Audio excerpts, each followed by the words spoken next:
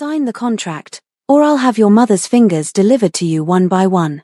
Imani Brooks stared at the man across the mahogany desk, her heart hammering so hard she thought it might crack her ribs. Chairman Lee Dae-jung smiled at her, the kind of smile that didn't reach his eyes, the kind that made her skin crawl. He was 73 years old. Silver hair slicked back. Expensive suit that probably cost more than her college tuition. Liver spots on his hands. But those hands, they'd built an empire. They'd destroyed lives. And now, they were reaching for hers. I don't understand, Imani whispered, though she understood perfectly. She just needed more time. Time to think. Time to find another way out of this nightmare. It's quite simple, Miss Brooks. Chairman Lee leaned back in his leather chair, the picture of refined menace. Your mother borrowed $18 million from my associates. She promised lucrative returns on her little import business. He said it with such disdain, like her mother's 20-year-old company was nothing more than a lemonade stand. Instead, the warehouse burned. The merchandise gone. The insurance denied. And now, the debt remains. Imani's nails dug into her palms. We can pay you back. Give us time. Time? Lee's laugh was dry, humorless. Your mother has had 6 months. 6 months of excuses, delays, and empty promises. My patience, Miss Brooks, has limits. He slid a folder across the desk. Imani didn't want to touch it. Didn't want to see what fresh horror waited inside. Open it. Her hands trembled as she pulled back the cover. Photographs spilled out, her mother leaving their apartment in Chicago. Her mother at the grocery store. Her mother at the hospital for her chemotherapy appointment last week. Someone had been following her. Watching her. You sick bastard, Imani started to stand, but Lee raised one finger. Sit. Down. Something in his voice made her obey. It wasn't loud. It wasn't aggressive. It was the voice of a man who'd never been told no in his life and survived every person who tried. Your mother is dying, isn't she? Lee asked, almost gently. Stage 3 breast cancer. Aggressive. The treatments are expensive, even with insurance. And without your income. He trailed off, letting the implication hang in the air. Imani's throat tightened.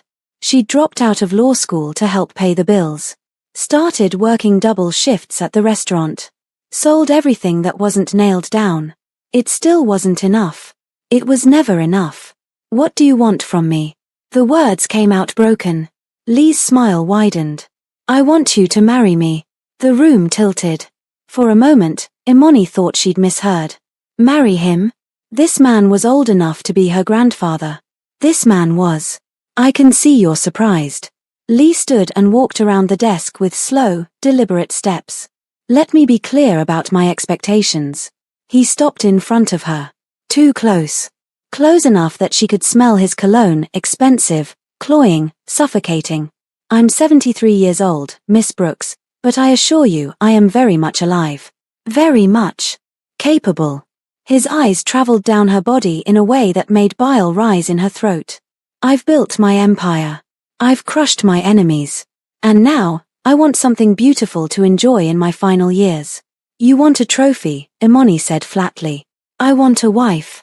His hand reached out, fingers grazing her cheek.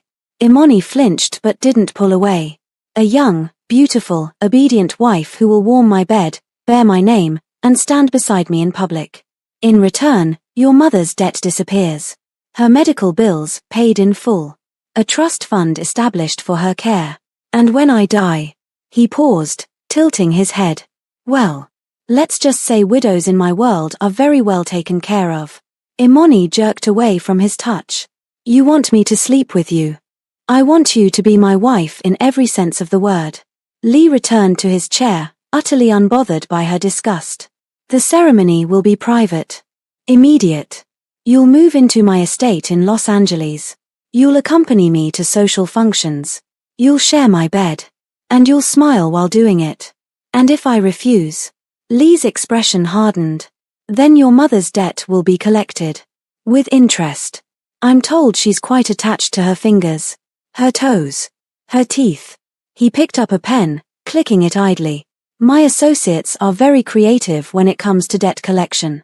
They'll keep her alive, of course. Alive and suffering. And you'll get to watch, knowing you could have prevented it. Imani's vision blurred. This couldn't be real. This couldn't be happening. 1 year, she choked out. Give me 1 year, and then. No. Lee's voice was final. No divorce. No separation. You'll be my wife until death do us part. Mine could come tomorrow. Could come in 10 years. But until then, you belong to me. The folder still lay open on the desk. Beneath the surveillance photos, Imani saw another document. A marriage contract. Already prepared. Already notarized. All it needed was her signature. I need time to think. You have 60 seconds. Lee checked his Rolex. After that, I make a phone call, and your mother loses the first finger. You're insane. 30 seconds. Imani's mind raced. There had to be another way. Alone. 15 seconds. Her mother's face flashed in her mind. Gaunt from chemo. Exhausted. But still fighting. Still trying to smile when Imani visited. I'm so sorry, baby. I never meant for any of this to happen. Lee picked up his phone. Wait. Imani lurched forward, grabbing the pen. Her hand shook so badly she could barely hold it. I'll do it. I'll marry you. Lee's smile returned. Wise choice. Imani pressed the pen to paper. Her signature looked wrong, jagged, desperate, nothing like the confident loops she'd practiced for law school applications. The moment the ink dried, Lee stood. The ceremony is tomorrow evening. 6 o'clock. My estate in Brentwood. Wear white. He walked to the door, then paused. Oh, and Miss Brooks. Don't even think about running. I have eyes everywhere. If you disappear, your mother pays the price. The door clicked shut behind him. Imani sat alone in the office, staring at her signature on the contract. She just sold herself to a monster. Sold her body, her freedom, her future. But her mother would live. That had to be enough. It had to be. The next 24 hours passed in a blur. Imani went home to the cramped 2-bedroom apartment she shared with her mother. She didn't tell her what she'd agreed to. Couldn't. Her mother was asleep, exhausted from treatment, and Imani stood in the doorway just watching her breathe. I'm doing this for you, she thought. You're going to hate me when you find out. But you'll be alive to hate me. That night, she barely slept. Every time she closed her eyes, she saw Chairman Lee's hands reaching for her. Felt his breath on her skin. By morning, a package arrived. Inside, a wedding dress. White silk, fitted, elegant. Beautiful. And a note in Lee's handwriting, wear nothing underneath. Imani threw up in the bathroom. The car arrived at 4 o'clock, a black Mercedes with tinted windows and a driver who didn't speak. Imani sat in the back, the dress wrapped in plastic beside her, and watched Chicago disappear through the window. They drove to a private airfield. A jet waited. Where are we going? Imani asked. Los Angeles, the driver said. His first and only words to her. The flight took 4 hours. Imani didn't eat. Didn't drink. Just stared out the window at the clouds and wondered if she jumped, would it be quick? By the time they landed, the sun was setting over Los Angeles, all golden light and smog and palm trees. The city looked beautiful. Like a postcard. Like a lie. Another car. Another silent drive. The Lee estate was in Brentwood, hidden behind high walls and iron gates. The house itself was massive, modernist architecture, all glass and stone, built into the hillside with a view of the city below. Imani was led to a bedroom suite. You have 1 hour to prepare, a stern-faced woman told her. Korean accent. Cold eyes. The ceremony begins at 6. Do not be late. The door locked behind her. Imani stared at the wedding dress laid out on the bed. White silk. Delicate lace. A noose disguised as couture. She wanted to rip it apart. Burn it. Scream. Instead, she put it on. The dress fit perfectly. Of course it did. Lee had probably studied every inch of her body in those surveillance photos. Knew her measurements better than she did. She stared at herself in the mirror. The woman looking back was a stranger, elegant, poised, and utterly terrified. A knock at the door. It's time. The ceremony was held in a private hall on the estate grounds. Imani was escorted by two silent guards who positioned themselves at her sides like jailers. The room was nearly empty. Maybe 20 people, all Korean, all watching her with expressions ranging from curiosity to contempt. She was the outsider. The black American girl who'd somehow trapped their patriarch. If only they knew the truth. At the front of the room stood a priest, or someone dressed like one. He looked nervous, sweating despite the air conditioning. And beside him, Chairman Lee. He wore a black tuxedo that probably cost more than a car. His silver hair gleamed under the lights. He smiled when he saw her, and Imani's stomach turned. This is it. No going back now. She walked down the aisle alone. Each step felt like walking to her own execution. The guards stayed close, making sure she didn't run. As if she could. She reached the altar. Lee took her hand, his skin papery, dry, cold. You look exquisite, he murmured. His thumb stroked her knuckles. I'm going to enjoy every moment of tonight. Imani's jaw clenched. She stared straight ahead, refusing to look at him. The priest opened his book. Dearly beloved. The doors at the back of the hall burst open. Everyone turned. 3 men strode in. No, not men. Predators. They moved with lethal grace, dressed in black suits, faces cold and expressionless. But it was the man in the center who made the room freeze. He was young, mid-30s maybe. Tall. Broad-shouldered. Korean features that could have been carved from stone. His hair was dark, swept back, and his eyes. Black. Empty. Like staring into an abyss. He walked down the aisle as if he owned it. As if he owned everything. Chairman Lee's hand tightened on Imani's. What are you doing here? The young man stopped 3 feet away. His gaze flicked to Imani, a brief, assessing look that made her feel naked despite the dress, then back to Lee. Did you think I wouldn't find out, old man? His voice was low, controlled, American accent with the barest hint of Korean underneath. You're marrying today. In my city. Without my permission. I don't need your permission. Yes. You do. The young man stepped closer. Every move you make in Los Angeles goes through me. Every deal. Every shipment. Every breath you take happens because I allow it. He tilted his head. So I'll ask again. What makes you think you can hold a wedding without my blessing? Lee's face reddened. This is a private family matter. Is it? The young man's eyes cut to Imani again. This time, he held her gaze. Who is she? None of your concern. I'll decide what concerns me. He took another step, close enough now that Imani could see the scar along his jawline. Old. Faded. But vicious. Her name. Imani Brooks, Lee spat. She's no one. An American girl. I'm marrying her to pay off her mother's debt. The young man finished. 18 million. Borrowed from the Jade Syndicate 6 months ago. Defaulted after the warehouse fire. He smiled, but it was the smile of a shark. Did you think I didn't have eyes on that deal? Imani's blood ran cold. How did he know? Lee's hand was shaking now. Beck. Chairman Lee. The young man, Beck, said it like a title and an insult. You're standing in my territory, using my resources, collecting debts tied to my asterisk money. And you didn't think to inform me? It was a private loan.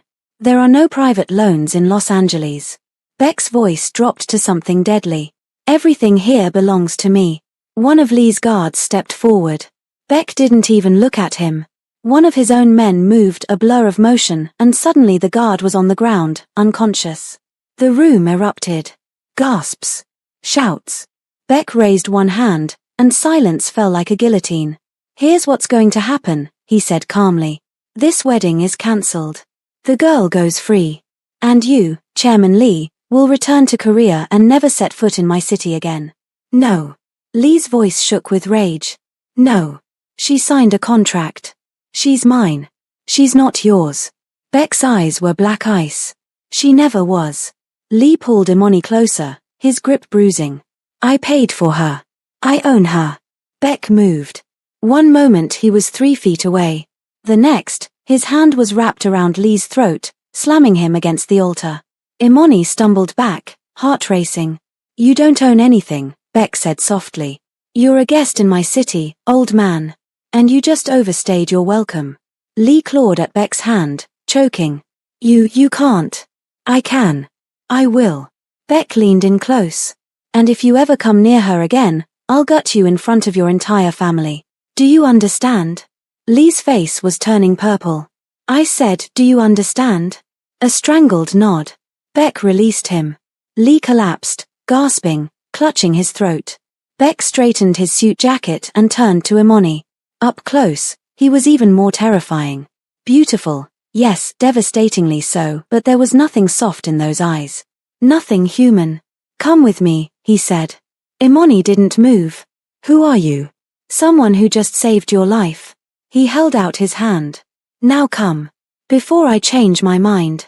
Imani looked at Chairman Lee, still gasping on the floor. Then at the guards, frozen in fear. Then at the exit, so close, but surrounded by Beck's men. She had no choice. She took his hand. His grip was strong, steady, and impossibly warm.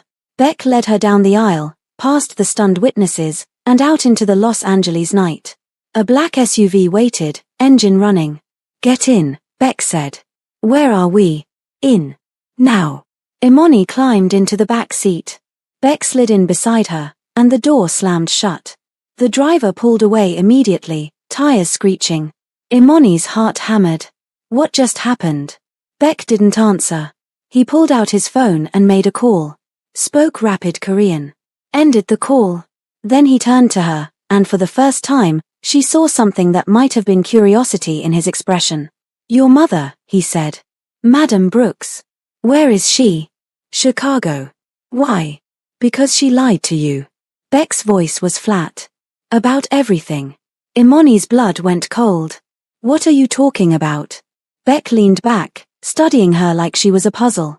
Your mother didn't borrow money for a business deal. She borrowed it to pay off an old debt. A debt from 20 years ago, when she worked for my family. That's insane. My mother has never. Your mother was one of the best smugglers on the West Coast. Beck's eyes never left hers. She moved product for my father. Made millions. And then one day, she vanished. Took something that didn't belong to her and disappeared. You're lying. I don't lie.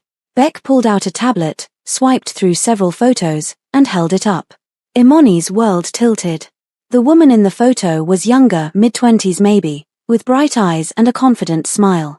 But it was unmistakably her mother. Standing beside a man in a sharp suit. Holding a briefcase. That's my father, Beck said quietly. 6 months before he was killed. Imani couldn't breathe. So you see, Beck continued, when I heard Chairman Lee was collecting a debt in Los Angeles, I investigated. And I found something very interesting. He leaned closer. Your mother stole $20 million from my family. She's been hiding for 2 decades. And now, he smiled, cold and sharp. She sent you to pay the price. No. Imani shook her head violently. No, she would never. Wouldn't she? Beck's voice was soft. Deadly. Think about it. The warehouse fire. The denied insurance. The debt that conveniently forces you into a marriage. It's too perfect. Too planned. Stop. Tears burned Imani's eyes. Just stop. I can't. Beck's expression didn't change. Because now you're involved. And in my world, debts are paid in blood. The SUV pulled through another set of gates, a different estate, even larger than Lee's. The car stopped in front of a massive house, all modern glass and steel. Where are we? Imani whispered. My home. Beck opened the door and stepped out. Welcome, Miss Brooks. You're going to be here for a while. What? No, I'm leaving. You're not. Beck leaned back into the car, and his eyes were black voids. You walked into my territory. You're tied to a debt 20 years in the making. And until I decide what to do with you. He smiled, and it was the most terrifying thing Imani had ever seen. You belong to me now. The door slammed shut. Guards appeared, silent, armed, terrifying. Imani was trapped. She'd escaped one monster, only to fall into the hands of something far worse. Baek Jin-woo. The White Wolf. And in his world, there was no such thing as mercy. The guest room was a prison dressed in luxury. Floor-to-ceiling windows overlooked the Los Angeles skyline, a sea of lights glittering against the darkness like broken stars. The bed was massive, draped in silk sheets that probably cost more than Imani's entire wardrobe. Abstract art hung on the walls. A chandelier sparkled overhead. And the door was locked from the outside. Imani had tried it 17 times in the last hour. 17 times, the handle refused to turn. She'd pounded on it, screamed, demanded to be let out. No one came. Now she stood at the window, still wearing the wedding dress, her reflection ghostly in the glass. Behind her, the room looked like something from a magazine. In front of her, Los Angeles sprawled endlessly, a city full of people who had no idea she existed. No idea she'd just become a prisoner. Her phone was gone. They'd taken it in the car. Her purse gone. Even her shoes had been removed, leaving her barefoot on cold marble floors. Think, Imani. Think. But every thought led back to the same nightmare, her mother. Her mother, who'd supposedly worked for the Korean Mafia. Who'd stolen $20 million. Who'd been hiding for 2 decades. It couldn't be true. Her mother was a businesswoman. Tough, yes. Street smart, absolutely. But a smuggler? A thief? No. Beck is lying. He has to be. Except those photos. Her mother's face, younger but unmistakable. Standing beside Beck's father like they were partners. Imani's chest tightened. She pressed her forehead against the cool glass. "Mom," she whispered. "What did you do?" A soft click made her spin around. The door opened. A woman entered, mid-40s, Korean, dressed in a sleek black pantsuit that screamed authority. Her hair was pulled back in a severe bun, and her eyes were sharp, assessing, missing nothing. "Miss Brooks." Her English was perfect, barely accented. "I'm Soyeon. I manage Mr. Beck's household and other affairs. I want to leave," Imani said immediately. Soyeon's expression didn't change. "That's not possible. You can't keep me here. This is kidnapping. Is it?" Soyeon walked further into the room, her heels clicking against marble. "You came willingly into the vehicle. You're being housed in comfort. Federation protected." She tilted her head. "From where I stand, Mr. Beck has shown you considerable mercy." "Mercy?" Imani's voice rose. "He dragged me here against my will. He saved you from becoming Chairman Lee's plaything." Soyeon's voice was cold. "Do you know what that man does to his wives? The last one tried to run after 3 months. They found pieces of her in the Angeles National Forest." She paused, letting that sink in. "So yes. Mercy." Imani's stomach churned. "I need to call my mother. Your mother is currently under surveillance in Chicago. She's safe. For now." Soyeon moved to the closet and opened it, revealing an entire wardrobe, clothes in Imani's size, everything from casual wear to evening gowns. "Mr. Beck will see you tomorrow morning. 9 a.m. sharp. Until then, you'll remain in this room. And if I refuse?" Soyeon's smile was razor-thin. "Then you'll be carried to the meeting. Your choice." She turned to leave. "Wait." Imani's voice cracked. "Why am I here? What does he want from me?" Soyeon paused at the door. "What he wants, Miss Brooks, is answers. Your mother stole from the Beck family. She humiliated them. And now, 20 years later, you've walked right into his hands." Her eyes gleamed. "In our world, debts are always collected. One way or another." The door closed. Locked. Imani was alone again. She sank onto the edge of the bed, the wedding dress pooling around her like a shroud. Her mind raced through possibilities, escape routes, bargaining chips, ways to contact the outside world. But every scenario ended the same way. She was trapped. And the only person who could free her was the man who'd claimed she belonged to him. Imani didn't sleep. She paced the room until her feet ached. Tried the window, reinforced glass, impossible to break. Searched for cameras, found 3, tiny and discreet, watching her every move. By the time dawn broke over Los Angeles, painting the sky in shades of pink and gold, Imani was exhausted. Wired. Terrified. At exactly 8:30 a.m., Soyeon returned. "Mr. Beck is ready for you." Imani had changed out of the wedding dress into jeans and a simple black shirt from the closet. She'd refused to wear anything too nice. Refused to play whatever game this was. Soyeon's eyes flicked over her outfit, but she said nothing. Just gestured to the door. 2 guards waited in the hallway, both Korean, both built like tanks. They fell into step behind Imoni as Soyeon led her through the house. It was even more massive than Imoni had realized. Hallways branched off in every direction. Rooms with closed doors. The decor was minimalist, expensive, tasteful. Everything white and grey and black, like the house itself was designed to be emotionless. They descended a grand staircase into a foyer with marble floors and a chandelier that looked like it belonged in a palace. Then through a set of double doors into an office. No, a command center. The room was enormous, dominated by a wall of monitors showing security feeds from across what had to be the entire estate. A massive desk sat in the center, sleek black wood, covered in files and tablets. Floor-to-ceiling windows overlooked a pool and garden, Los Angeles stretching beyond. And behind the desk, dressed in a crisp white shirt with the sleeves rolled to his elbows, sat Baek Jinwoo. He didn't look up when they entered. Just continued reading something on his tablet, his expression unreadable. Soyeon cleared her throat. Miss Brooks, as requested. Leave us, Baek said without looking up. Soyeon hesitated. Sir. I said leave.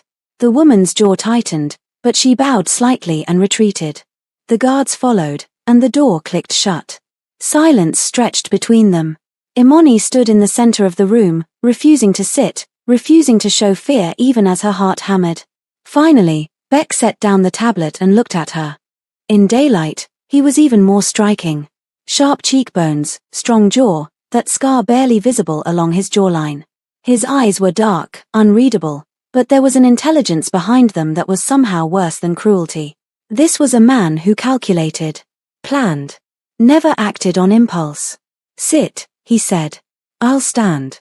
His eyebrow raised fractionally. Brave. Or foolish. I haven't decided which yet. I'm not here by choice, Imoni shot back. So excuse me if I don't follow your orders.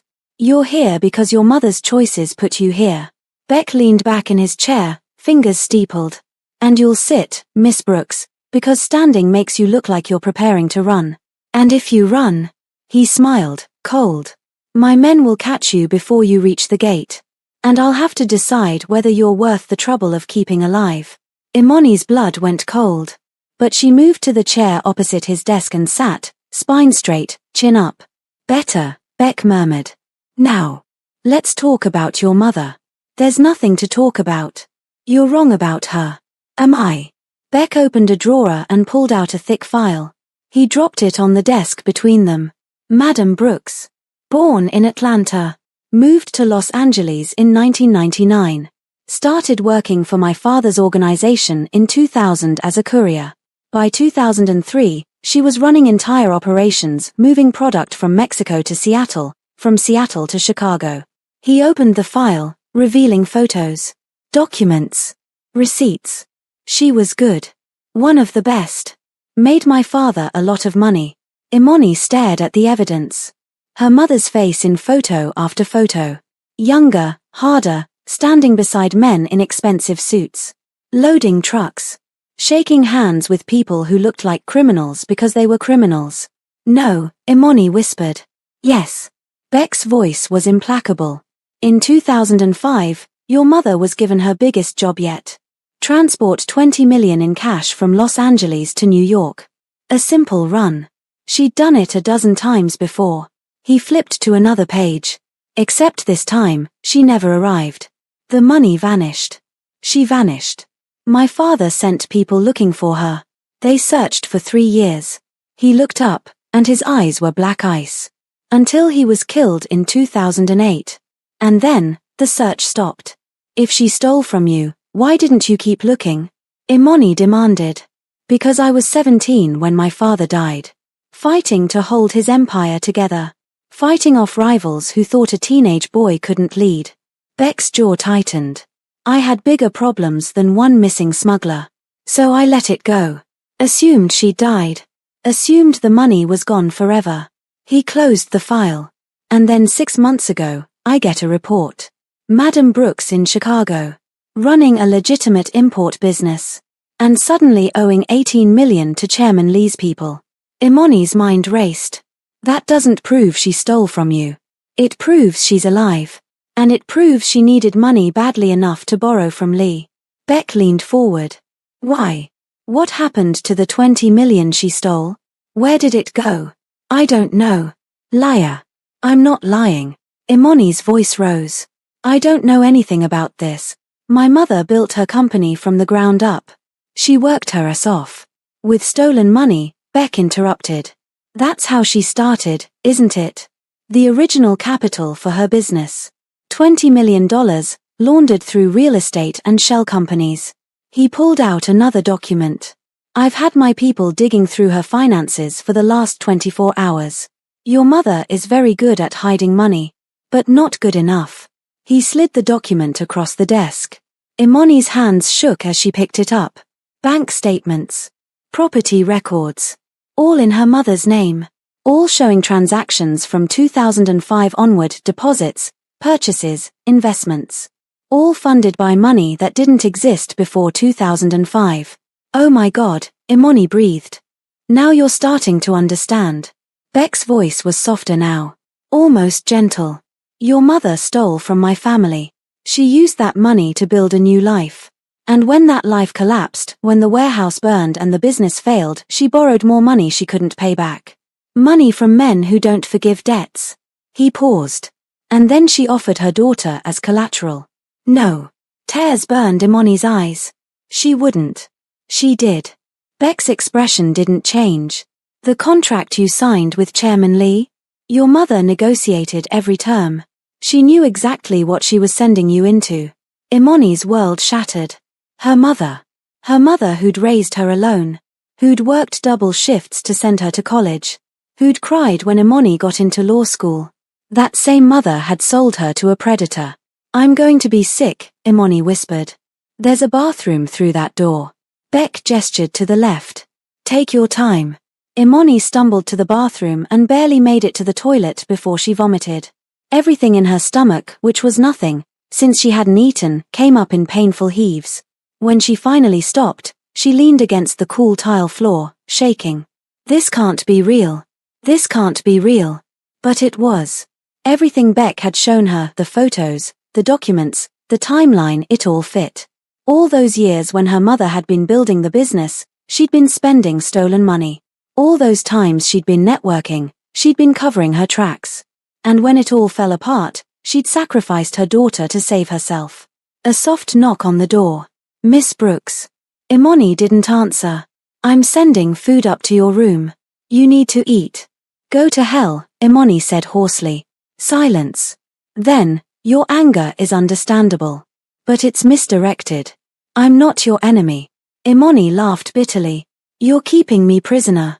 I'm keeping you alive. Beck's voice was closer now, just outside the door. Chairman Lee wanted you. He still wants you. If I let you go, he'll find you within 24 hours. And this time, there won't be anyone to stop him. Why do you care? Because you're leverage. Beck's words were blunt, brutal. Your mother stole from me. You're her daughter. Which means I can use you to get what I want. And what do you want? My money back. And your mother's head. Imani's blood ran cold. She forced herself to stand, washed her face in the sink, and opened the door. Beck stood just outside, hands in his pockets, watching her with those unreadable eyes. You can't kill my mother, Imani said quietly. Can't I? She's sick. Stage 3 cancer. If you kill her, then she dies a little sooner than expected. Beck's voice was flat. She betrayed my family. Dishonored my father's memory. In my world, that's a death sentence. Let me talk to her. The words came out desperate. Let me call her. Maybe she has the money hidden somewhere. Maybe she can pay you back. $20 million. Plus interest. Over 20 years. Beck's smile was humorless. That's $43 million, Miss Brooks. Does your mother strike you as someone with $43 million hidden away? Imani's shoulders sagged. No. Then we have a problem. Beck moved closer. Close enough that she could smell his cologne, cedar and smoke, masculine and dangerous. Your mother can't pay.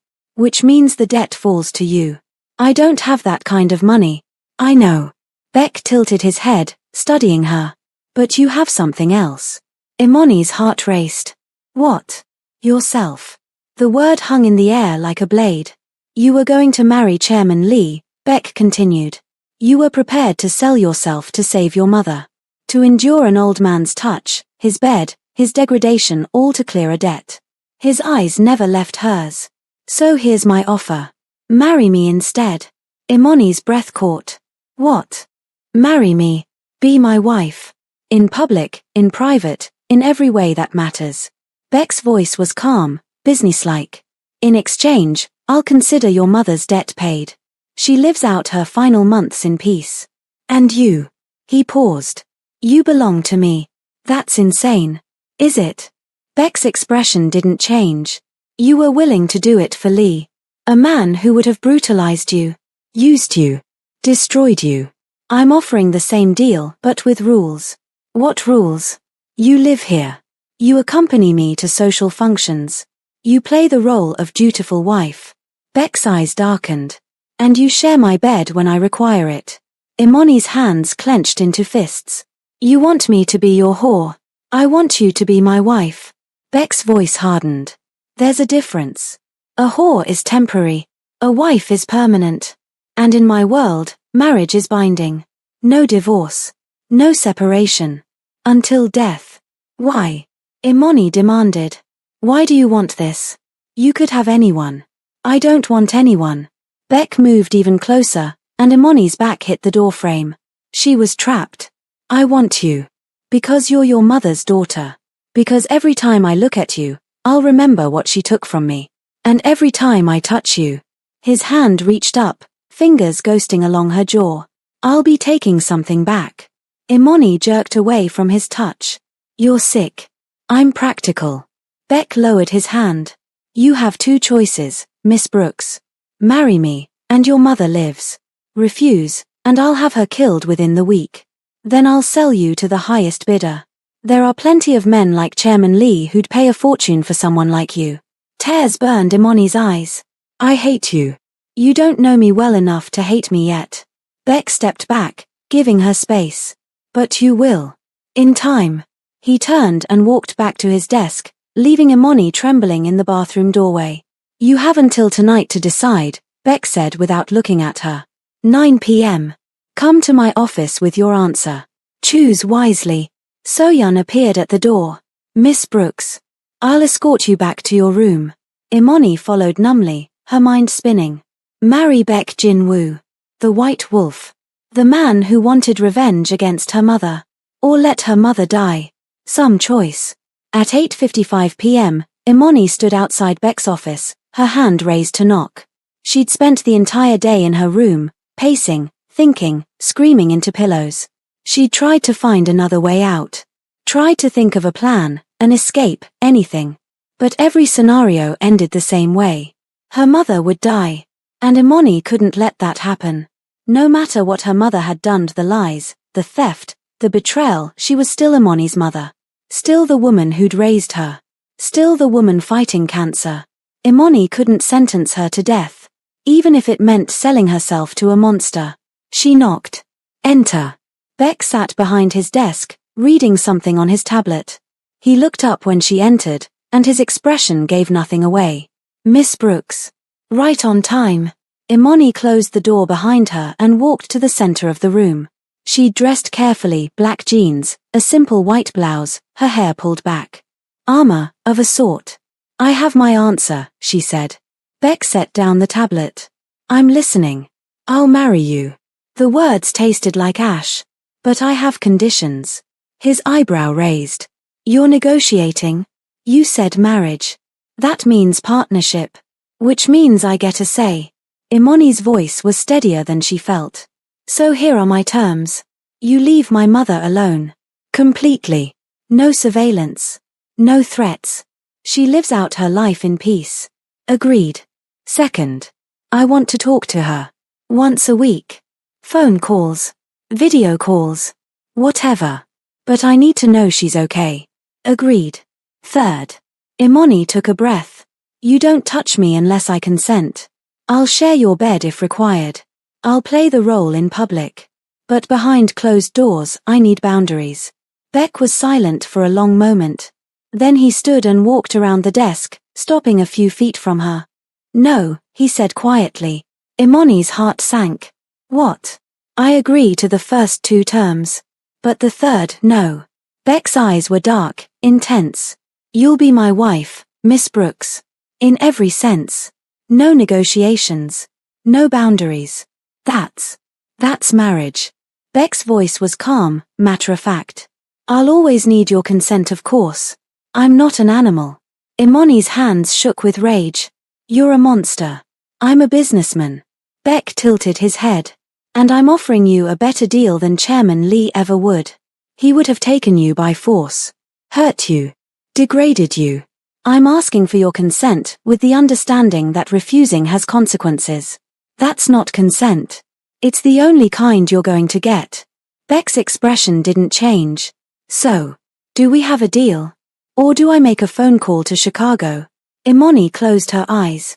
Thought of her mother. Thought of the life she'd had, the future she'd planned. All of it gone. When? She asked hoarsely. When what? When do you want to marry? Beck smiled. Tomorrow night. I've already arranged everything. Of course he had. And after? Imani opened her eyes. What happens after we're married? You live here. You learn how to be my wife.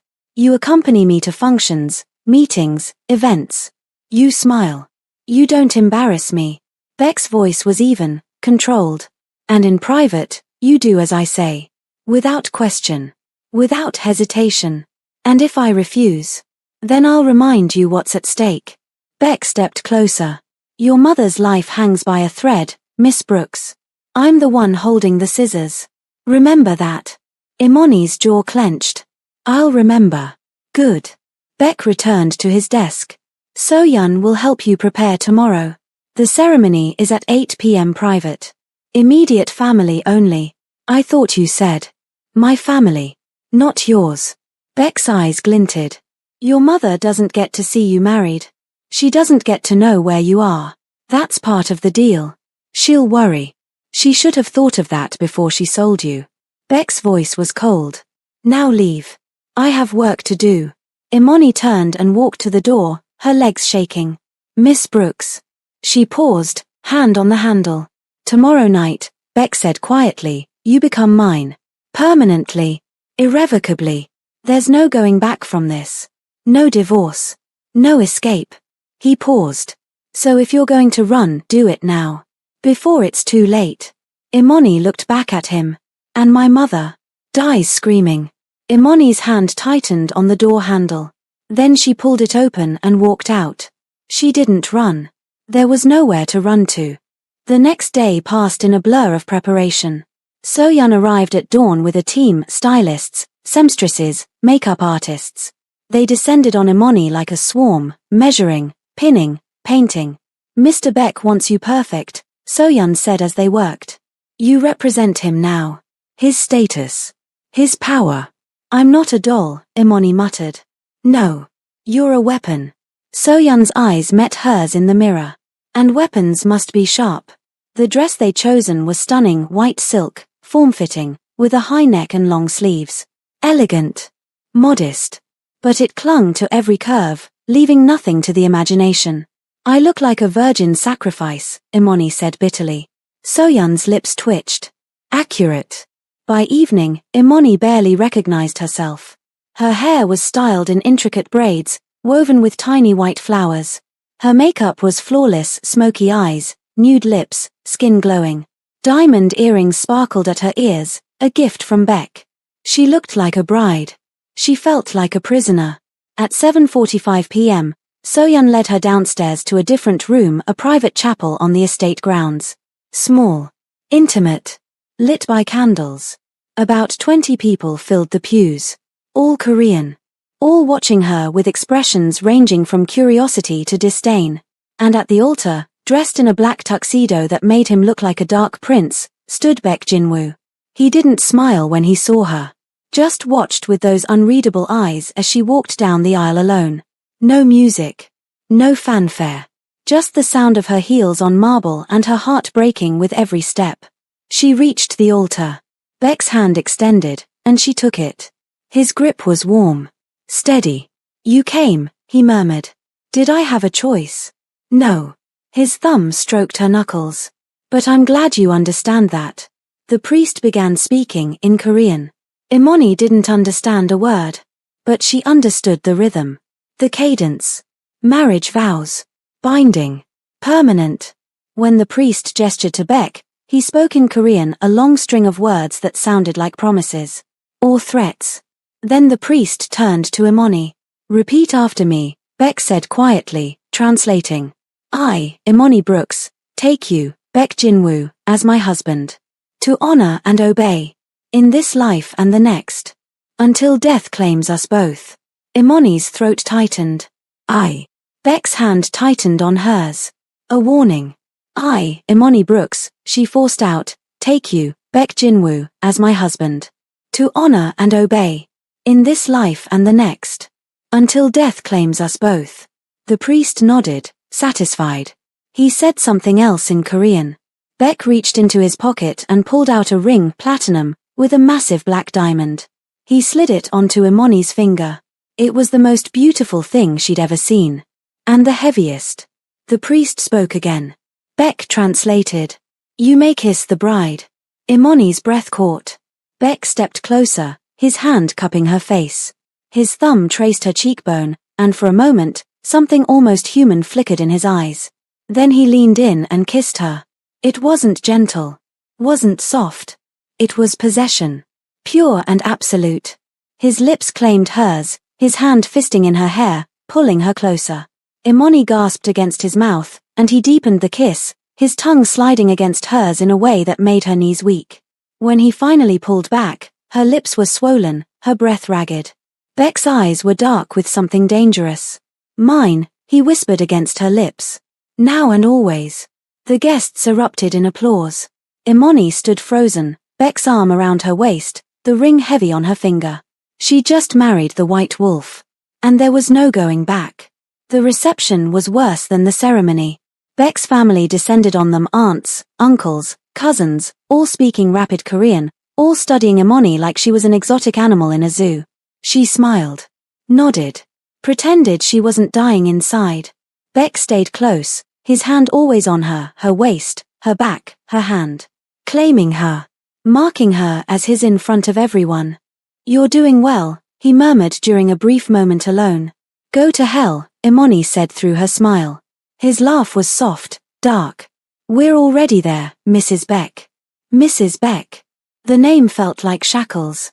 Dinner was an elaborate affair, course after course of Korean dishes Imoni couldn't name, wine that cost more than her college tuition, toasts in a language she didn't understand. Through it all, Beck played the perfect groom. Attentive. Affectionate. His hand never leaving hers. And all Imoni could think about was what came after. The wedding night.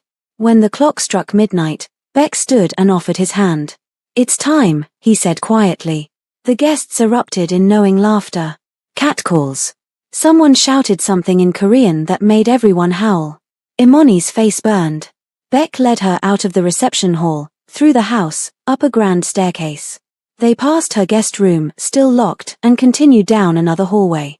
To his room. Beck opened the door and gestured for her to enter. The master suite was enormous. King-sized bed with black silk sheets. Floor-to-ceiling windows overlooking the city. A fireplace. A sitting area. And everywhere evidence of the man who lived here. Books in Korean and English. A katana mounted on the wall. Expensive watches in a glass case. The door closed behind them with a soft click. Imoni's heart raced. Beck shrugged off his tuxedo jacket and draped it over a chair. Then he rolled up his sleeves, revealing forearms corded with muscle and scars. Old ones. New ones. Some looked like knife wounds. Others like burns. You're staring, Beck said without looking at her. You're covered in scars. Occupational hazard. He poured himself a drink from a crystal decanter. Whiskey? No. Suit yourself. He took a sip, then turned to face her. You can stop standing by the door. I'm not going to attack you. Could have fooled me, Imani muttered. I said I'd require your consent. Beck's eyes glinted. I never said I'd make it easy. He set down his glass and walked toward her. Slow. Deliberate. Imani's back hit the door. Beck stopped inches away, one hand braced against the door beside her head. He was so close she could feel the heat radiating off him. You're afraid, he observed. I'm smart. Same thing, in my world. His free hand reached up, fingers trailing along her jaw. But you don't need to be. Not tonight. What? Beck's smile was cold. I'm not going to touch you. Not yet. Imani blinked. But you said. I said you'd be my wife in every sense. And you will be. His thumb traced her lower lip. But I'm not Lee. I don't need to force you. I don't need to take what isn't freely given. He leaned in, his breath warm against her ear. I'm going to make you want me, Imani. I'm going to make you beg for my touch. And when you finally come to me willingly, desperately, that's when I'll take you. Imani's breath caught. That'll never happen. Won't it? Beck's hand slid down, fingers tracing the line of her throat. You're already trembling. Already wondering what it would feel like. My hands on your skin. My mouth on yours. My body. Stop. Imani's voice shook. Beck pulled back, smirking. See? Easy. He turned and walked to the bed, sitting on the edge and pulling off his shoes. What are you doing? Imani asked. Getting ready for bed. It's late. He glanced at her. You can take the bathroom first. Your things are already in there. Imani hesitated. Where am I sleeping? Beck gestured to the bed. Here. With you. We're married. Married people share a bed. His eyes gleamed. Don't worry. I'll keep my hands to myself. Tonight. Imani didn't move. Unless you'd prefer I don't. Beck tilted his head. I can touch you now, if you'd like. Get it over with. No. Imani bolted for the bathroom, slamming the door behind her. Beck's laughter followed her. The bathroom was as luxurious as the rest of the suite. Marble everywhere. A shower that could fit 6 people. A soaking tub. And on the counter, her things. Toiletries. Pajamas, silk, because of course. Imani washed her face, removed her makeup, brushed her teeth. Stared at herself in the mirror. The ring glinted on her finger. Mrs. Beck. She wanted to scream. Instead, she changed into the pajamas, a black silk set that was far too revealing, and steeled herself. When she emerged, Beck was already in bed, shirtless, reading something on his tablet. Imani froze at the sight of him. He was beautiful. In a dangerous, predatory way. Broad shoulders. Defined chest and abs. More scars, crisscrossing his torso like a roadmap of violence. See something you like? Beck asked without looking up. No, Imani lied. Liar. He set down the tablet and looked at her. His eyes traveled down her body, slow and deliberate. Come to bed, wife. Imani forced herself to move. She climbed onto the far side of the bed, as close to the edge as possible, and pulled the covers up. Beck turned off the lamp. Darkness swallowed the room. Imani lay rigid, every muscle tense, waiting for him to move. To touch her. To relax, Beck said quietly. I told you. Not tonight. Why should I believe you? Because I keep my word. A pause. Unlike your mother. Imani's jaw clenched. Don't talk about her. Why? She's the reason you're here. The reason you're in my bed right now, wearing those ridiculous pajamas, wondering if I'm going to keep my promise. She heard him shift, felt the mattress dip. You should hate her. For what she did. For what she turned you into. I don't hate her. You will. Beck's voice was soft. When you finally accept what she is. What she's always been. A thief. A coward. A woman who'd sacrifice her own daughter to save her skin. Tears burned Imani's eyes. Shut up. Make me. I hate you, Imani whispered. Good. Beck's voice was closer now. Right behind her. Hate me. Fear me. It doesn't matter. Because at the end of the day, you're still mine. And you always will be. Imani closed her eyes, tears slipping down her cheeks. She'd married a monster. And he was right. She'd never escape. 3 weeks into the marriage, Imoni learned that being Baek Jinwoo's wife meant becoming a ghost. She existed in his world but wasn't part of it. She wore designer clothes but had no freedom. She lived in luxury but was utterly alone. Every morning, Baek left before dawn. Business, he said. Meetings that couldn't wait. He'd return late, sometimes midnight, sometimes later, smelling of smoke and whiskey and something darker. Blood, maybe. Or gunpowder. He never explained where he'd been. And Imoni never asked. Because asking meant caring. And she refused to care about the man who trapped her. But the nights were torture. True to his word, Baek hadn't touched her. Not sexually. But he'd claimed her in other ways, small, insidious ways that left her more unsettled than any physical violation. He'd brush his fingers along her spine when she passed him in the hallway. He'd stand too close when she poured her coffee, his breath warm on her neck. He'd watch her across the dinner table with those dark, hungry eyes, and she'd feel stripped bare despite being fully clothed. "You're playing with me," she'd accused him one night. Baek had smiled.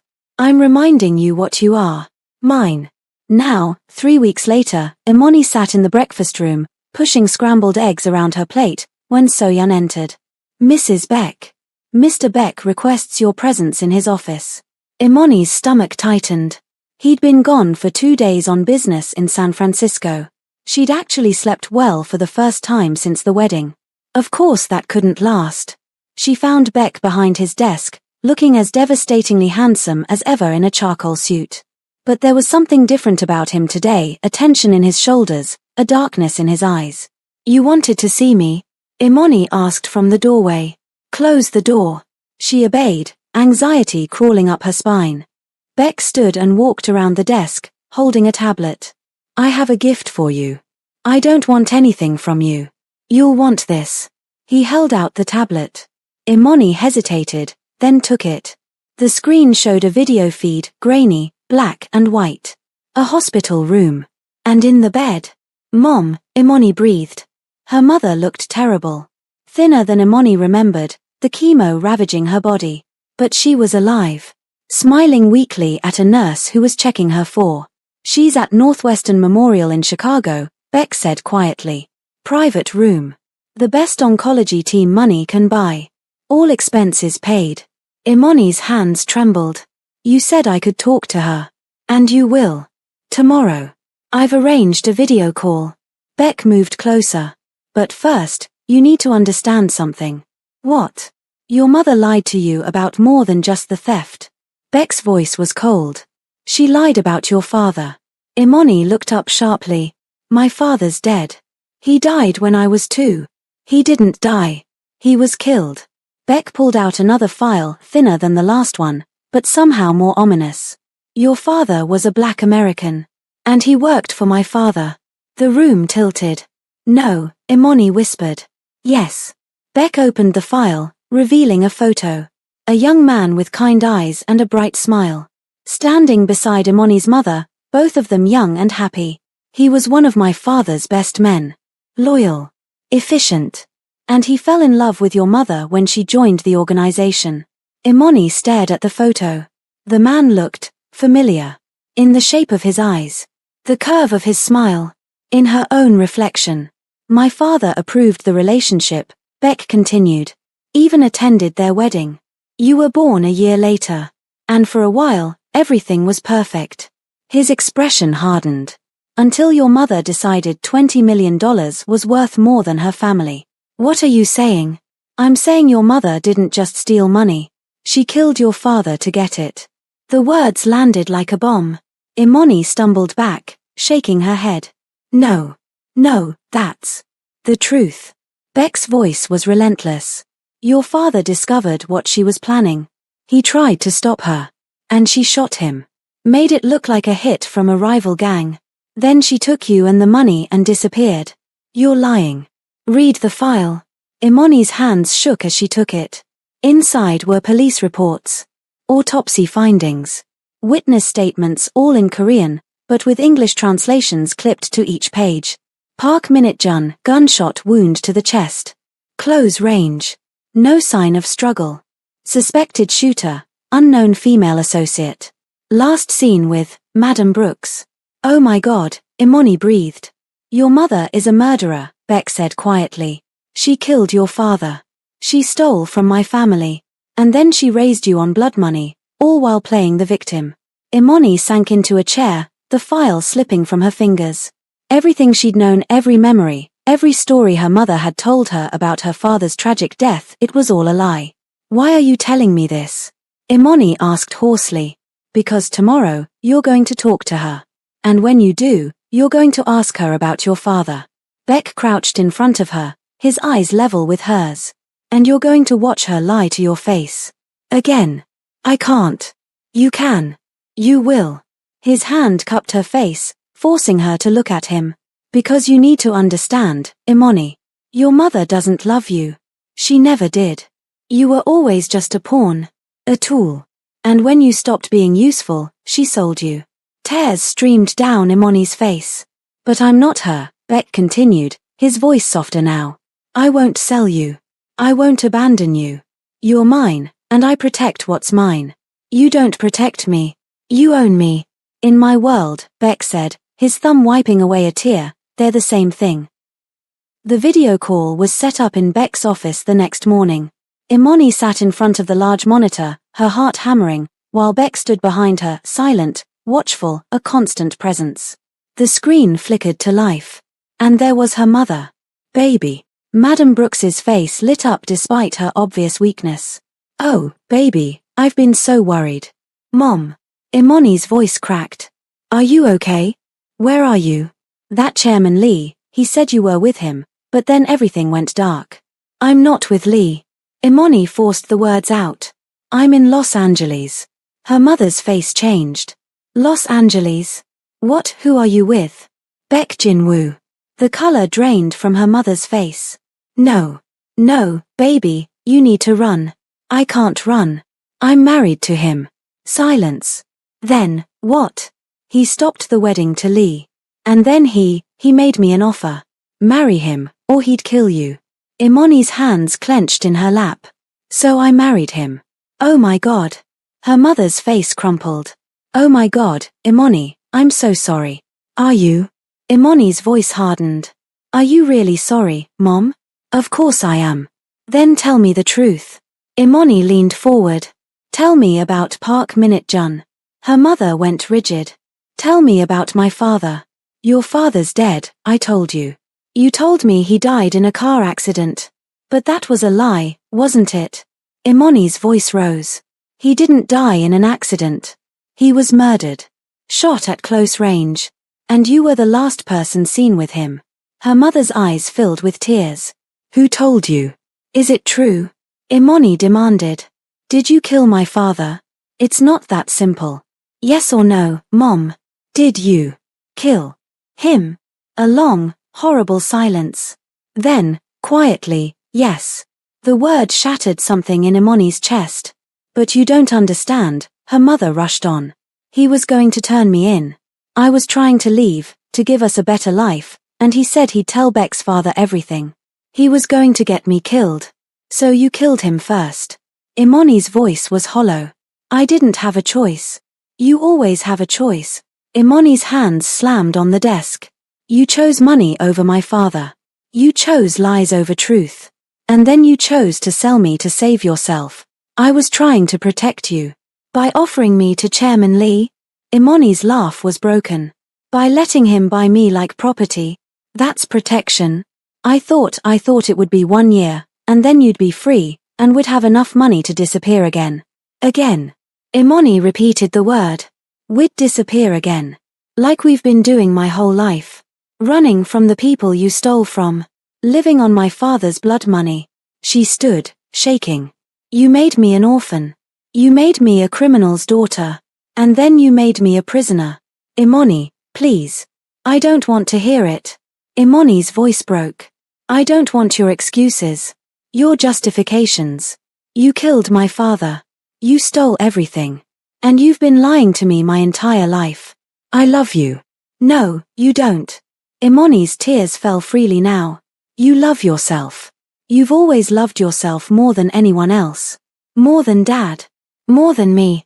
That's not true. Goodbye, Mom. Imani reached forward and ended the call. The screen went black. Silence filled the office. Imani stood there, trembling, tears streaming down her face, feeling like she'd been hollowed out. Then Beck's arms wrapped around her from behind. She stiffened. Let go. No. His voice was quiet against her ear. You need this. I don't need anything from you. Yes, you do. His arms tightened. Not painfully, but firm. Grounding. You need to know that someone sees you. Someone understands. You don't understand. I do. Beck's breath was warm on her neck. My father was murdered too. And the person responsible destroyed everything I loved. So yes, Imani. I understand. Something in his voice, something raw, something real, made Imani stop fighting. She sagged against him, and Beck held her while she cried. For her father. For her stolen childhood. For the mother she'd thought she had but never really did. And Beck said nothing. Just held her. For the first time since she'd met him, he wasn't the monster. He was just a man who understood loss.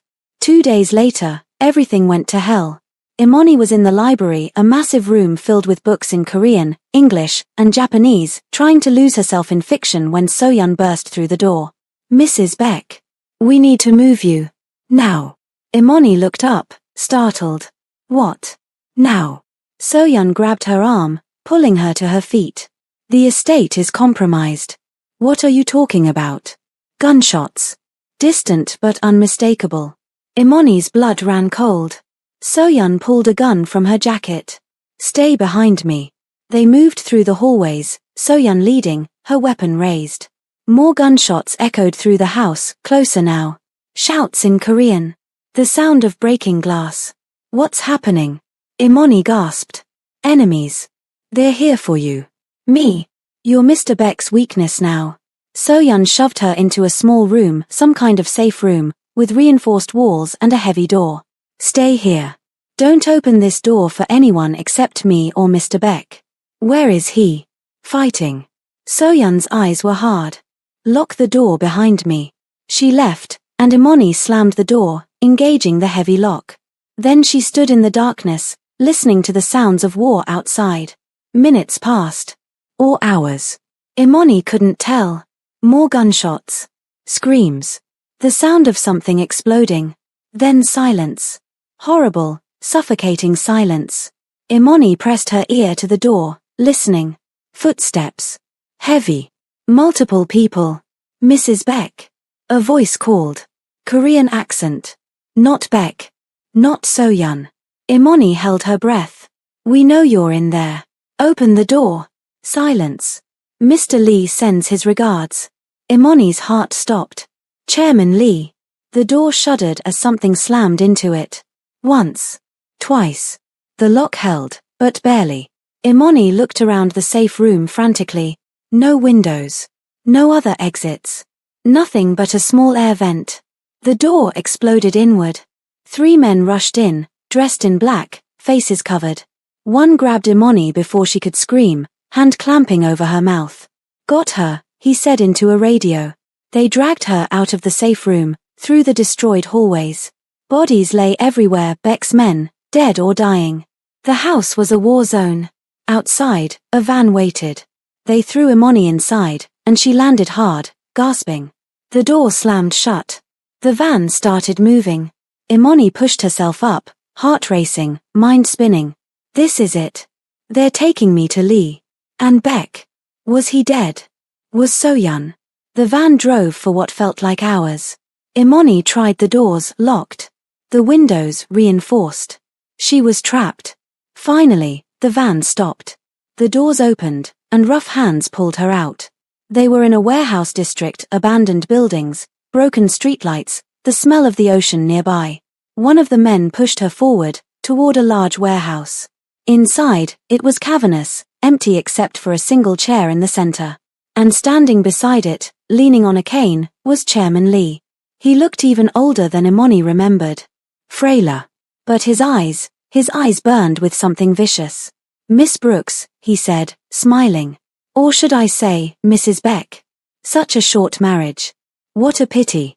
Imani said nothing. I told you, Lee continued, walking closer. I don't forgive debts. Your mother owes me. And since she can't pay, he reached out, fingers grazing Imani's cheek. You will. Imani jerked away. Beck will come for me. Beck is dead. Lee's smile widened. My men made sure of it. Killed him in his own home. Poetic, don't you think? You're lying. Am I? Lee gestured, and one of his men held up a phone, showing a photo. Beck. Lying on the floor of his office, blood pooling beneath him. Imani's world stopped. No, she whispered. Yes. Lee's hand grabbed her chin, forcing her to look at him. So now you're mine. As you should have been from the beginning. Imani's grief turned to rage. She spat in his face. Lee's expression darkened. He backhanded her, and Imani fell, tasting blood. You little bitch.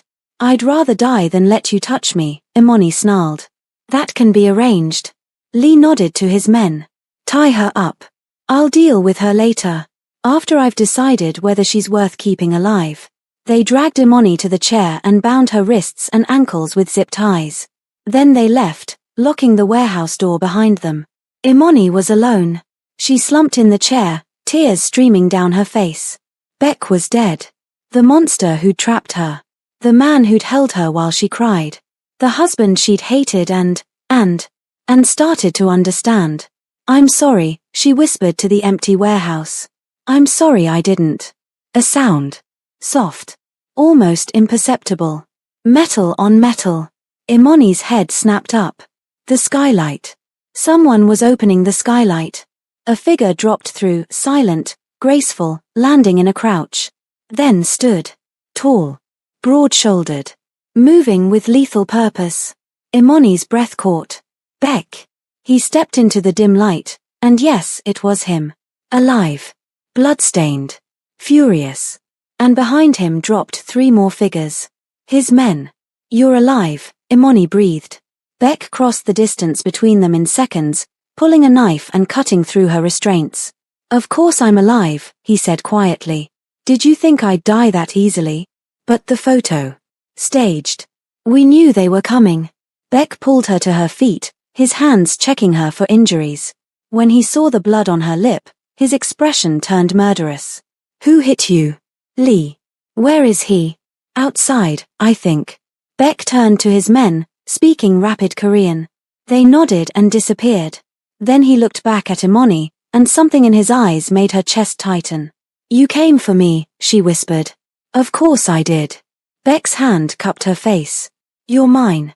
That's not. I came for you, Beck interrupted, because the thought of Lee touching you made me want to burn the world down. Because the thought of losing you, he stopped, his jaw clenching. Because you're more than property, Imani. You're. Gunshots erupted outside. Beck shoved Imani behind him, pulling a gun from his holster. The warehouse door burst open. Lee's men poured in, a dozen, maybe more, all armed. Beck's men engaged them immediately. The warehouse exploded into chaos, gunfire, shouts, the smell of cordite. Beck pushed Imani toward a stack of crates. Stay down. Don't move. Beck. Stay. Down. Then he was gone, moving into the fight with lethal precision. Imani crouched behind the crates, watching in horror as the battle raged. Beck moved like a demon, every shot perfect, every movement efficient. He wasn't just fighting. He was executing. One by one, Lee's men fell. Until only one remained.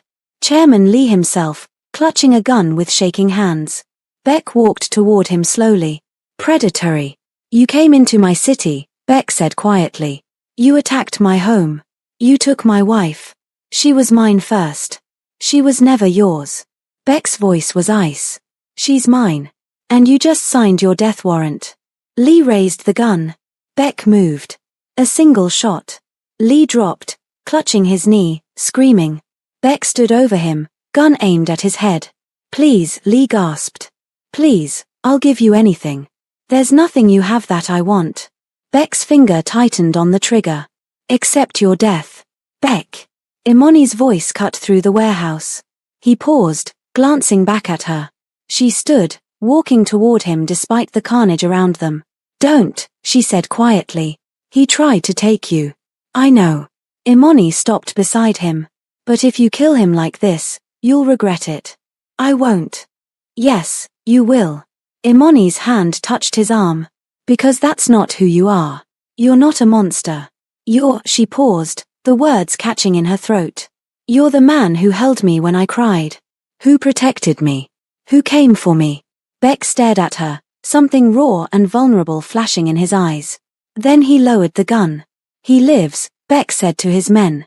For now. Take him to the authorities. Let them deal with him. His men moved forward, dragging the screaming Lee away. Beck turned to Imoni, and for the first time since she'd met him, he looked tired. Human. You saved him, he said quietly. I saved you. Imoni's hand found his. From becoming something you're not. Beck's fingers laced through hers. And what am I? I don't know yet. Imoni's voice was soft. But I'd like to find out. They burned the warehouse to the ground. Beck's men made sure no evidence remained, no bodies, no weapons, no trace that the battle had ever happened. And then Beck took Imoni home. The estate was a disaster. Broken glass. Bullet holes. Bloodstains on marble floors. It'll take weeks to repair, Soyun said, appearing from somewhere with a tablet and a grim expression. She had a bandage on her shoulder but seemed otherwise intact. We should relocate to the Malibu house. No. Beck's arm tightened around Imoni's waist. We stay here. This is our home. We don't run. Soyun bowed slightly. As you wish. She disappeared, barking orders in Korean to the cleanup crews. Beck led Imoni upstairs to their bedroom, miraculously untouched by the attack. Sit, he said, guiding her to the bed. I need to check your injuries. I'm fine. Humor me. Imoni sat, and Beck knelt in front of her, his hands gentle as he examined the cut on her lip, the bruises forming on her wrists from the zip ties. He hit you, Beck said quietly. Too quietly. It's just He hit you. Beck's eyes met hers, and they were filled with cold fury. I should have killed him. But you didn't. Because I asked you not to. Imoni's hand touched his face. Thank you. Beck's eyes closed at her touch. I almost lost you today. But you didn't. I could have. His hand covered hers. If I'd been slower. If my men had failed. If he stopped, his jaw clenching. The thought of Lee having you. Touching you. It what? Imoni asked softly. Beck opened his eyes, and what she saw there took her breath away. Fear. Real, genuine fear. It terrified me, he admitted. I've survived assassination attempts, torture, war, and I've never been afraid. But the thought of losing you, he stopped, looking away. It unmade me. Imoni's heart stuttered. Beck. I know I trapped you. Forced you into this marriage. Made you hate me. His voice was raw. But somewhere along the way, you stopped being revenge. Stopped being a debt. And became, he looked back at her. Everything. Tears burned Imoni's eyes. I don't understand. I love you. The words came out rough, like they'd been torn from somewhere deep. I love you, and I don't know when it happened. Maybe when you stood up to me. Maybe when you cried in my arms. Maybe the first moment I saw you at that altar, wearing white and looking terrified. He stood, pulling her to her feet. But I love you. And I need to know if there's any chance at all, that you could love me back. Imoni stared at him. This man. This beautiful, broken, terrifying man who'd stolen her freedom and somehow, impossibly, given her something else. A home. Protection. Understanding. And maybe, love. I hated you, she said quietly. I hated you so much. Beck's expression shuttered. I know. But I don't anymore. Imoni's hand pressed against his chest, feeling his heart racing beneath. You're arrogant. Controlling. Possessive to the point of insanity. And you literally bought me like property. I know. But you also. Imoni's voice cracked. You also held me when no one else would. You protected me from monsters worse than yourself. You came for me when you could have let me die. And you let me save you from becoming someone you'd regret. I think, she took a shaky breath. I think I'm falling in love with you. And I hate that. I hate that the man who trapped me is the same man who makes me feel safe. Who makes me feel, she stopped, tears falling. Who makes me feel seen? You are seen. Beck's forehead pressed against hers. Every moment. Every breath. I see you, Imani. And I will spend the rest of my life proving that you're more than what your mother made you. More than what I tried to make you. You're yours, Imani finished. Mine, Beck agreed. And I'm yours. Completely. He kissed her. It felt like a promise. And in the ruins of everything they'd been, they built something new. Something that looked like love. 6 months later. Imani stood in Beck's office, their office now, since she'd started helping him manage the legitimate side of his business, reviewing contracts when Soyun entered. Mrs. Beck. You have a visitor. Imani looked up. Who? Your mother. The pen slipped from Imani's fingers. She hadn't spoken to her mother since that video call. Hadn't wanted to. The betrayal was still too raw. But 6 months of therapy, both individual and with Beck, had helped. Slowly, painfully, Imani had started to process everything. And she'd realized something. She needed closure. Show her in, Imani said quietly. Soyun hesitated. Are you sure? Yes. A moment later, Madam Brooks entered. She looked better than the last time Imani had seen her. The chemo had worked, apparently. Her hair was growing back. Color had returned to her face. But she looked older. Worn. Guilty. Imani, she whispered. Baby. Don't. Imani held up a hand. Don't call me that. Her mother's face crumpled. I'm sorry. I'm so sorry. Why are you here, Mom? Because I needed to see you. To explain. There's nothing to explain. Imani's voice was steady. You killed my father. You stole money. You lied to me my entire life. And then you sold me to save yourself. She paused. What's left to explain? I did it for you. No. You did it for yourself. Imani leaned against the desk. You wanted an easy life. Fast money. And when it all fell apart, you sacrificed me to clean up your mess. That's not fair. Isn't it? Imani's eyes were hard. You're the reason I'm here. The reason I had to marry a man I didn't know. The reason I almost died. I never meant. But you did. Imani's voice softened. And I've spent 6 months trying to forgive you. Trying to understand. And I think I finally do. Her mother looked up, hope flashing in her eyes. You were scared, Imani continued. Desperate. And you made terrible choices. Choices that hurt people. Hurt me. She took a breath. But I can't carry your guilt anymore, Mom. It's yours. Not mine. What are you saying? I'm saying goodbye. Imani's voice was gentle but final. I'm saying I release you. From my life. From my future. You'll always be my mother.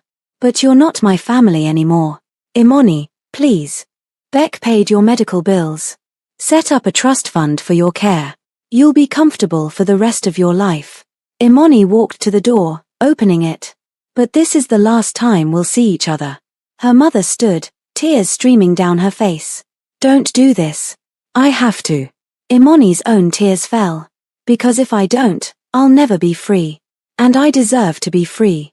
Her mother walked to the door, pausing beside her. I did love you. In my own way. I know. Imani's voice broke. But it wasn't enough. Her mother left, and Imani closed the door behind her. Then she stood there, crying, grieving the mother she'd thought she had. Arms wrapped around her from behind. I'm proud of you, Beck murmured. That took courage. Imani turned in his arms, burying her face in his chest. It hurts. I know. He held her tight. But it'll get better. I promise. How do you know? Because you have me now. Beck's hand tilted her face up. And I'm not going anywhere. Imani smiled through her tears. Promise. Promise. He kissed her forehead. You're stuck with me, Mrs. Beck. For better or worse. Till death. Till death, Imani agreed. And for the first time in her life, that vow didn't feel like a prison sentence. It felt like freedom. The estate had been fully restored. Better than before, actually. Beck had insisted on upgrading everything, security systems, reinforced windows, panic rooms in every wing. We're not getting caught off guard again, he'd said. Now, 1 year after their wedding, the estate gleamed. And tonight, it was filled with people. Beck's family. His business associates. Friends, yes, Imani had made friends among the other wives in their circle. It was their anniversary party. Imani stood on the terrace, watching the sun set over Los Angeles, wearing a stunning red gown that Beck had picked out himself. There you are. His voice came from behind her. Hiding from our guests. Just taking a moment. Imani smiled as he wrapped his arms around her from behind. It's been a good year. Has it?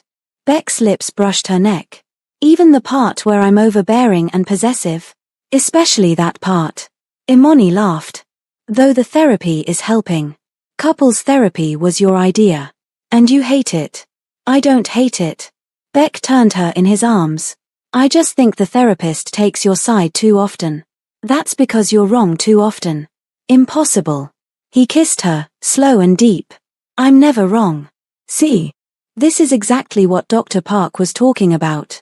Beck silenced her with another kiss. When he finally pulled back, Imani was breathless.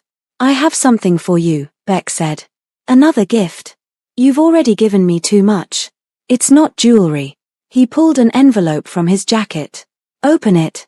Imani opened the envelope and pulled out a legal document. She scanned it once. Twice. Is this a deed? To your mother's company. Beck's voice was soft. I bought it. Fixed it. Made it profitable again. And now I'm giving it to you. Imani's hands shook. Beck. Your mother stole to build that company. But you can make it legitimate. Make it yours. Build something real. He cupped her face. You deserve that. A legacy that isn't built on blood. Tears spilled down Imani's cheeks. I don't know what to say. Say you'll run it. Say you'll build an empire that makes my empire look small. He smiled. Say you'll keep challenging me and driving me insane and making me a better man. I love you, Imani whispered. God help me, I love you so much. God has nothing to do with us, sweetheart. Beck's forehead pressed against hers. This is all hell and heaven and everything in between. Then I'll take it. Imani kissed him. All of it. Forever. Behind them, the party continued. Music played. Guests laughed. The city glittered below like a promise. And Imani realized something. She'd come to Los Angeles to save her mother. Instead, she'd saved herself. Found herself. And found love in the most unlikely place, in the arms of a monster who'd become a man. Who'd become hers. Ready to go back inside? Beck asked. In a minute. Imani leaned against him, watching the sunset. I just want to remember this moment. Why? Because a year ago, I thought my life was over. She looked up at him. And now I know it was just beginning. Beck's arms tightened around her. Our beginning. Our beginning, Imani agreed. And as the sun set on Los Angeles, painting the sky in shades of fire and gold, two people who'd started as enemies stood together. Bound by blood. Bound by vows. And bound by a love that had been forged in darkness but burned brighter than any star. Thanks for watching. Don't forget to like, share and subscribe for more thrilling stories.